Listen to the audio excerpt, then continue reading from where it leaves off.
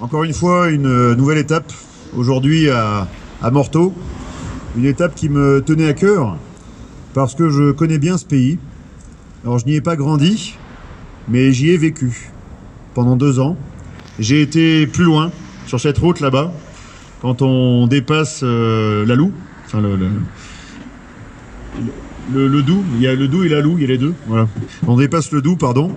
Eh bien, j'étais à Pontarlier jadis, et j'y ai passé 2 ans en tant que commandant de brigade, et donc j'ai pu apprécier cet environnement et les personnes qui y habitent, et aussi les traditions.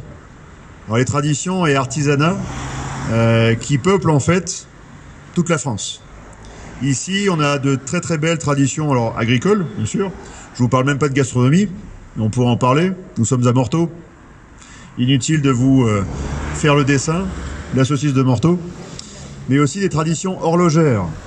Des traditions horlogères de pointe. Car Morteau, et vous le savez peut-être, est toujours cette école qui forme l'élite horlogère, qui vient se former ici, et qui part par-delà la frontière, eh bien, travailler dans toutes les chaînes de production d'horlogerie de pointe en Suisse. Pourquoi?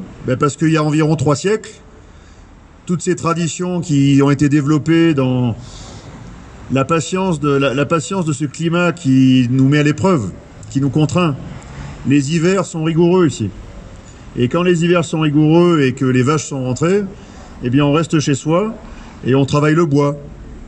Et progressivement, on a travaillé l'horlogerie. Et les mains sont devenues expertes. Donc tout ce travail de l'œil, de la main, du temps, a créé en fait toutes ces traditions horlogères dont nous pouvons encore être fiers. Mais nous n'avons plus en fait de grandes entreprises, de grandes firmes horlogères françaises. Elles ont progressivement disparu. Rappelez-vous encore LIP. C'était il y a une 30aine d'années.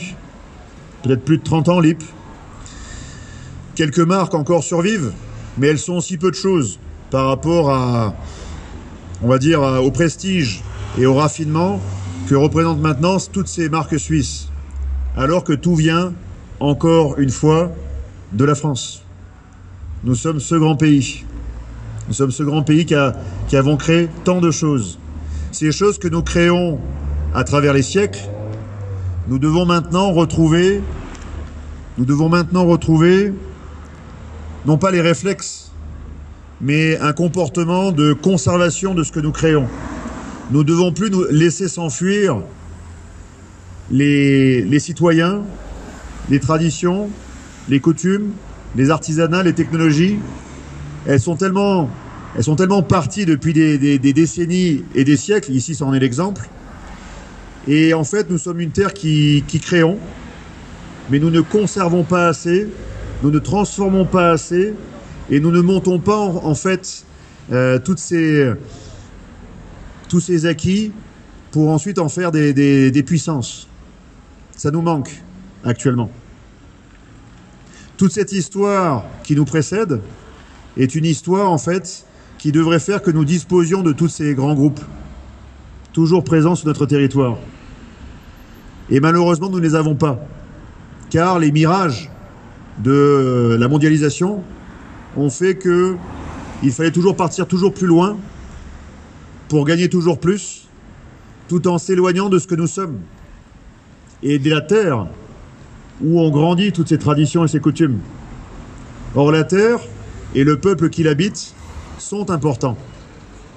Donc nous devons en fait revenir à cette terre, revenir à ce peuple et nous réaccaparer, reprendre la possession de ce que nous avons créé depuis toujours.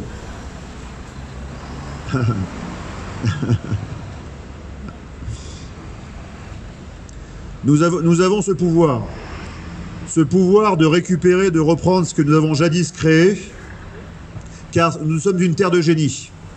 Ce génie que nous avons créé jadis, ce génie existe toujours. Mais serons-nous capables de déceler ce génie, d'accompagner ce génie et de le conserver pour le faire grandir? Voilà les clés Voilà les clés de notre épanouissement futur.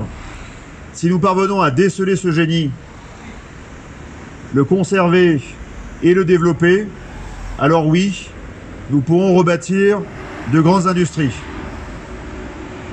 Merci à tous. Vive le génie français, vive le génie horloger, vive la gastronomie franc-comtoise aussi, et vive la France. Merci.